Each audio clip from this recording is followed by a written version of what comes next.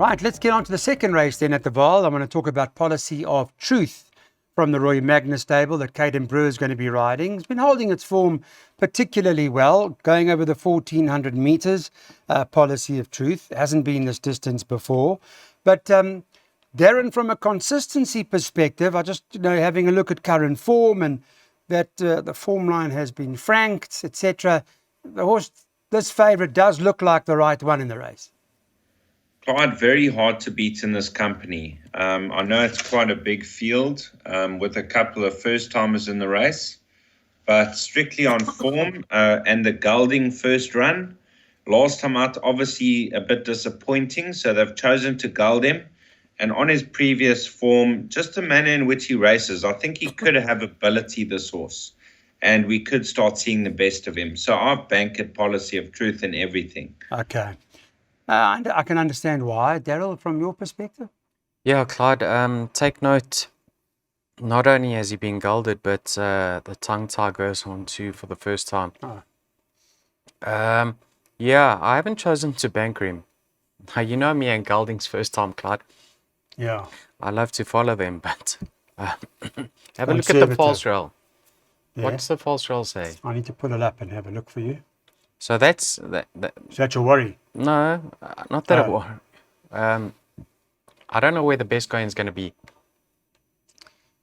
And I don't know his well-being, Clyde. He has been rested. So I haven't chosen to banker him. I do like his chances because I like those few changes. So outside rail at 0, right? Yes. Now he's drawn 8, which is middle inside. So I backed him up with number 1, who's Noble Metal, who's drawn high. Now, Noble Metal doesn't have the worst form, Clyde. You can see it was a fair enough debut. He had excuses. He should have finished closer. But then he's another one that's been rested. He was meant to run a few weeks ago. I don't know why, for what reason. He didn't, I don't know if he was scratched, the meeting was abandoned. I'm not too sure.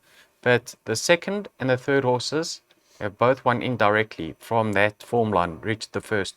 Richard the First has done well since exiting the maiden ranks.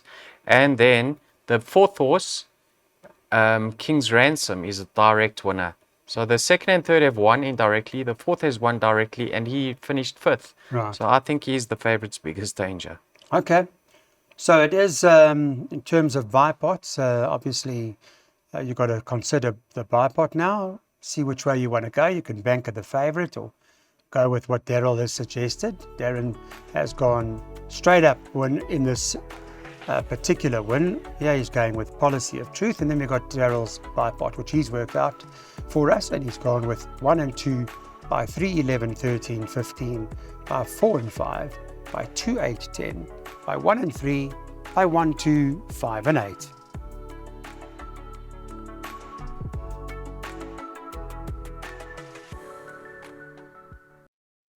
Welcome back, guys. This is a maiden plate. We're going 1400 meters up the straight, of course.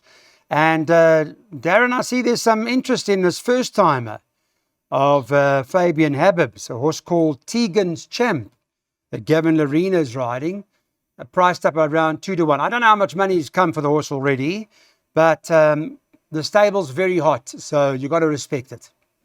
Yes, Clyde, I heard it'll win. I heard it's very good, and they're expecting it to go very close, if not close win. The only danger is just nuisance, because he's right on top of them in his last couple of starts, and he's got the experience. So I would go the 3 and 15, maybe the exactas boxed, and include both in your exotics.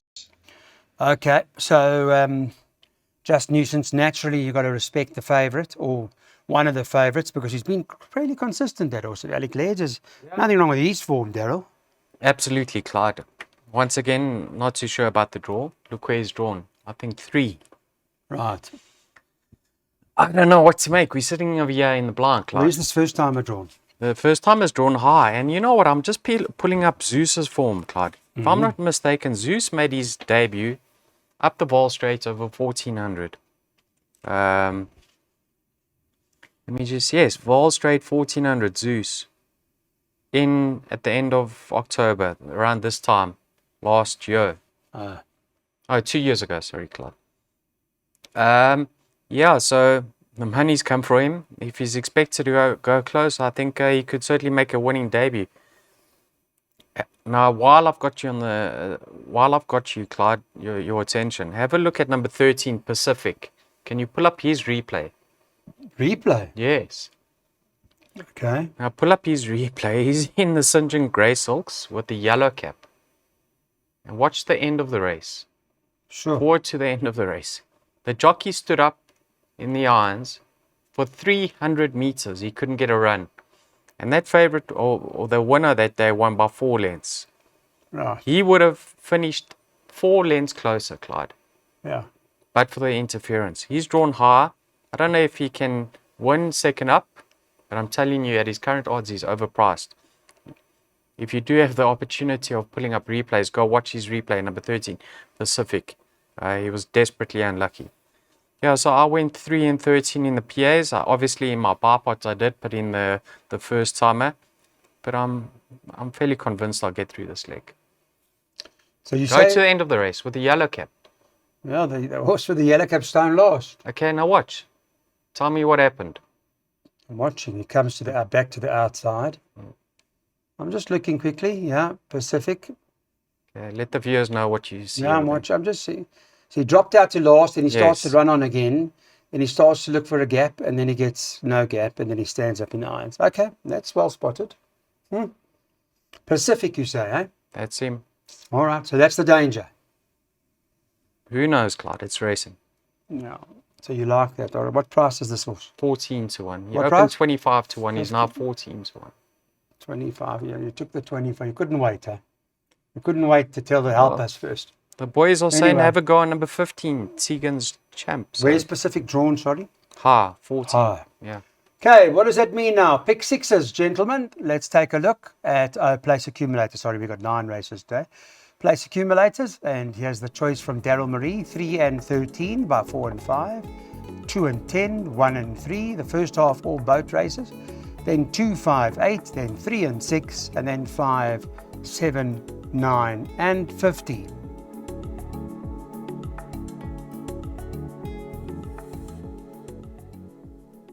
Back with us now. It's time to get pick sixes on, and the favourite here, that's I'm sure quite a few will be bankering, number 4 On the Horizon, who's priced up 17 to 10, and at that price I would have thought easy to back based on those 2 wins that we've seen to date. Both have been impressive, whilst On the Horizon hasn't run for a while. Does Darren Burrows seem to have lots of class and ability? Yes, Clyde, I thought very impressive on debut. There was market support in both her starts. Last time out, she shortened right down at 5 to 4 and won a good race. She's unbeaten in 2 starts, returning after a short break, but she could be up to it. She's won up the vaal straight before. Now, I am Regal, unlucky in her penultimate start, trapped deep. Her last start, maybe the 1450, a bit too sharp on the inside track, and the mile's going to be ideal. And then Bonica, she once upon a time ran over a mile in the Fillies Guineas, a couple of lengths off Make It Snappy. She's yet to produce or been tested over a mile, but her last start she was staying on very strongly, and I can see her just about win this race too. Okay, so you're bringing it down to the 2 runners. Daryl, 2. Is it 2 for you, or are you happy with the Yeah, fact? my shortlist was numbers 2, 3, and 2, 4, and 5, Clyde. Okay. Preference for numbers 4 and 5. On the Horizon, been faultless to date. I had my doubts about her on the inside track last time out. She proved me wrong. Been off the track for 2.5 months. I don't know her well-being, but if she's coming to the race fits in well, I can certainly see her remain unbeaten. Just like the chances of number 5, I Am Regal. She's got the racing fitness on her side. Have a look in her last 3 starts, Clyde. She's been very unfortunate with the barrier positions. Drawn 7 out of 7, 9 out of 9, 9 out of 9. Those races were all around the bend. Now she's up the straight. She could be drawn on the right side. And with that racing experience on fitness on her side, Clyde, she may well get first run, banking that outside running rail on the Horizon, and hold her off. I'm not too sure. 4 and 5 for me. Okay. All right, that's a good summary. Thanks, Daryl. And Some of you will be going for the favourite. Some, of course, will be backing it up with this horse, I Am Regal. All right, here we go.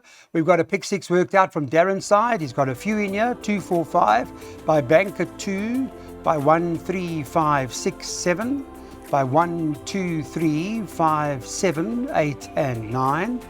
Then the second last leg of his pick 6, he's going 1, 2, 6, and 9.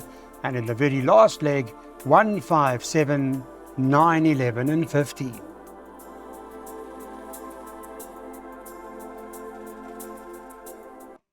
All right, guys, let's get on to race number 5 now. What's that all about? Well, there's an 18-10 favourite here, and that's in Mike de Kock's Mary's Green Light. That Trent Mayu, who will be riding, he's got the 59 on his back, but naturally the allowance will help a lot. The 3 Striking Angel is second choice. Finey Broncos trains that for Jeff Saister's riding it, priced up at 5-1, and then 5-1 about number 9.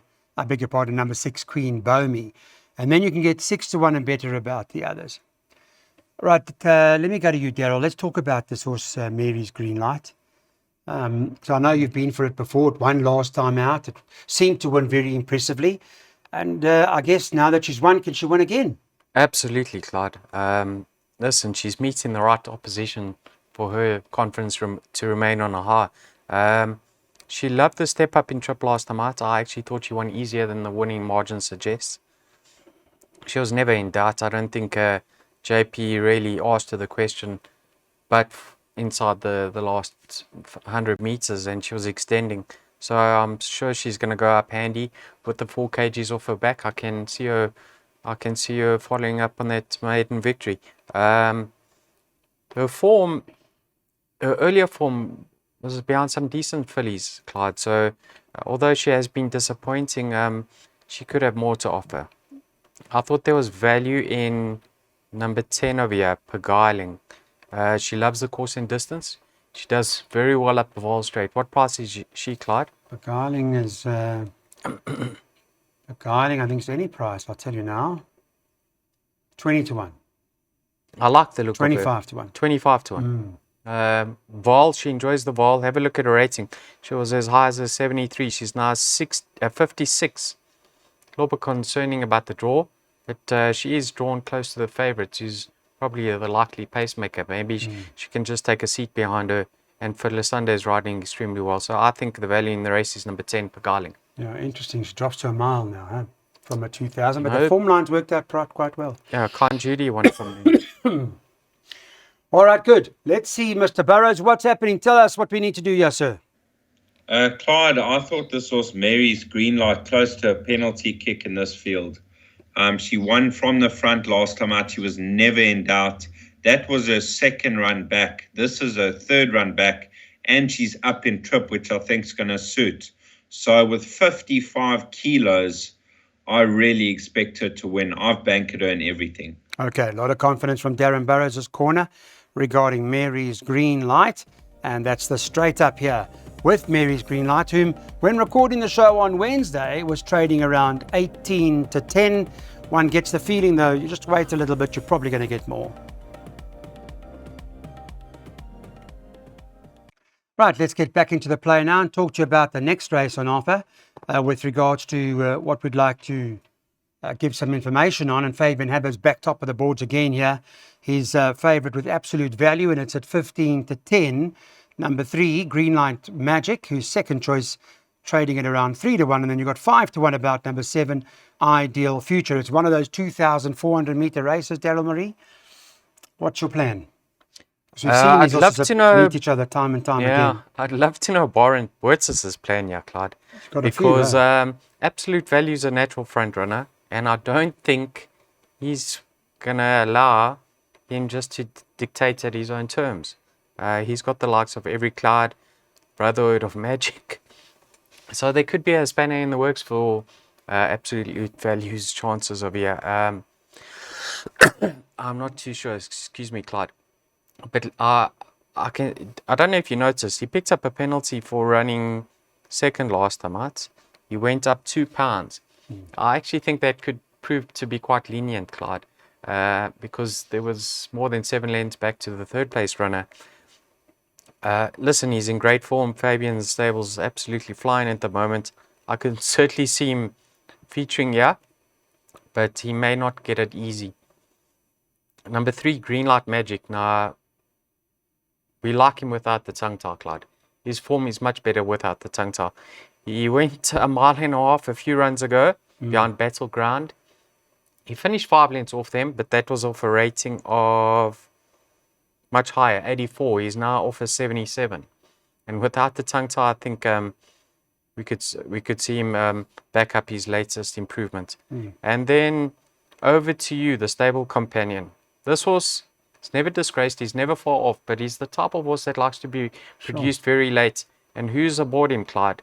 The master who can do that. Yeah. So if there is going to be one flashing up late, it could be number Could be 6. there. Over to you. What's your first choice?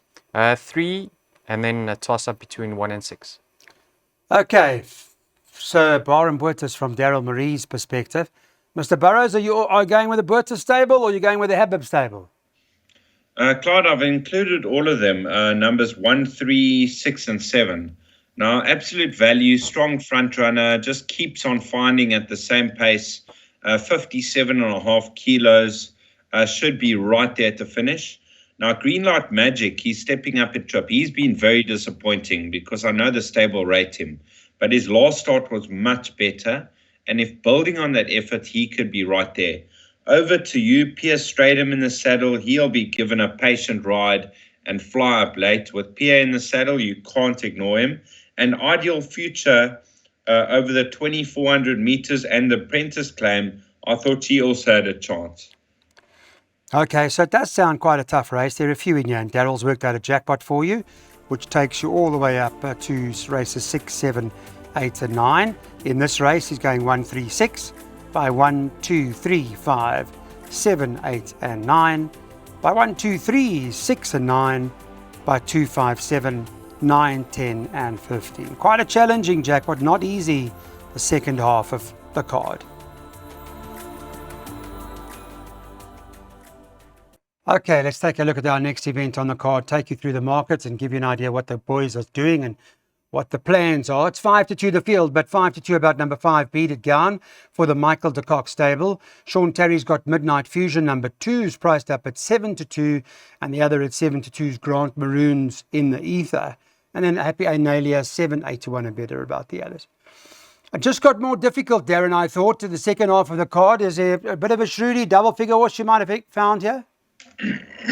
Close to a double figure horse, but Stormy Choice is my first choice. She's got 4 kilos off her back.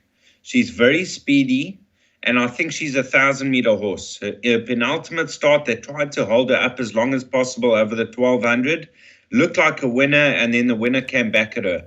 1,000 meters, perfect, one draw, everything in her favor. I think she'll be on top of them.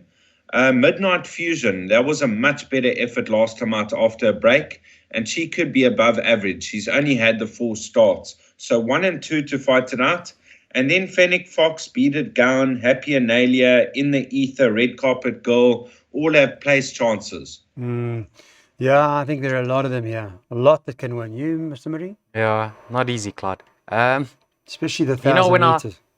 When I opened the book, I said, here's a filly, Midnight Fusion, who benefited from that time off. She was very impressive on debut. She was actually punted off the board, and then she went wrong. Mr. Terry put her away. I loved her comeback start, and I thought with maybe a bit more of a patient ride, she could have gone very close to winning that.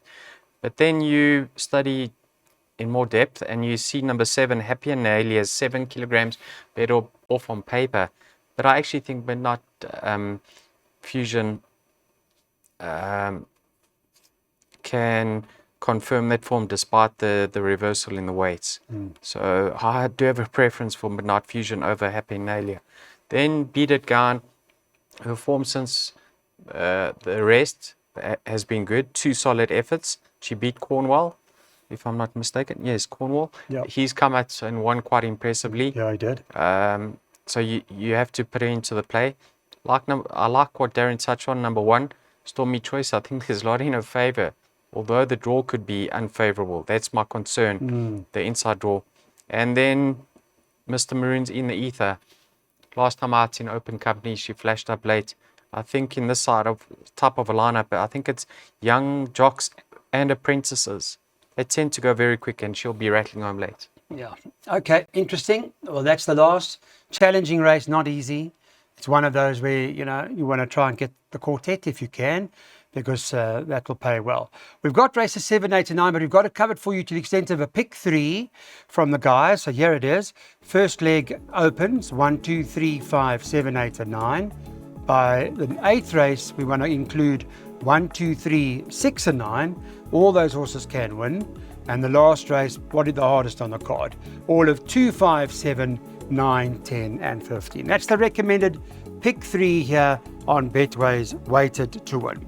We'll next see you, if you're not watching Weighted to Win, we'll see you at Turfing Teen Racecourse at the Betway Summer Cup.